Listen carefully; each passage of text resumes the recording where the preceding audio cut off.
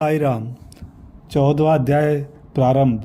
श्री नारायण जी बोले, इस प्रकार चिंता करते हुए राजा के पास दिव्य रामचरित काव्य के रचयिता श्री वाल्मीकि ऋषि पधारे। राजा ऋषि को आया देख खड़े हो गए तथा उनके सामने जाकर उन्हें प्रणाम किया और आसन पर विराजमान कर पूजन किया। राजा दृढ़ धनवा बोले, हे भगवान, आज मैं कृतकृत्य हो गया हूँ, भाग्यवान हूँ जो आपके दर्शन हुए हैं। मैं अपने भाग्य की कैसे प्रशंसा करूँ।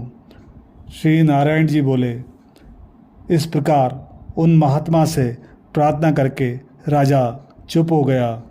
राजा से मुनि महाराज बोले, हे नृप श्रेष्ठ, इस प्रकार की नम्रता के कारण तुम धन्य हो। हे राजन, चिंतित दिखते हो और अपने हृदय के दुख को कहो, दृढ़ धनवा देर बोले, मत करो। आपके चरण प्रताप से मैं हर प्रकार से हर समय प्रसन्न हूँ, किंतु मेरे हृदय में एक बड़ा संशय आया है, कृपया कर उसे दूर कीजिए। वन में किसी तोते के वचन सुनकर संशय पैदा हुआ है। राजा ने पूरा वृतांत ऋषि को सुना दिया। राजा से ऋषि बोले, हे राज सिंह, तुम अपने पूर्व जन्म का चरित्र सुनो।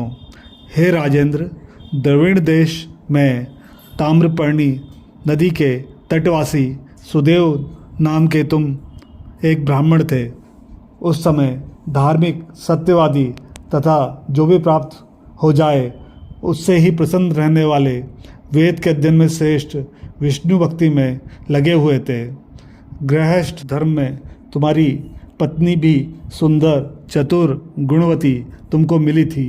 वह गौतम महात्मा की पुत्री गौतमी नाम से प्रसिद्ध थी, लेकिन बहुत समय के पश्चात भी तुमको संतान प्राप्त नहीं हुई।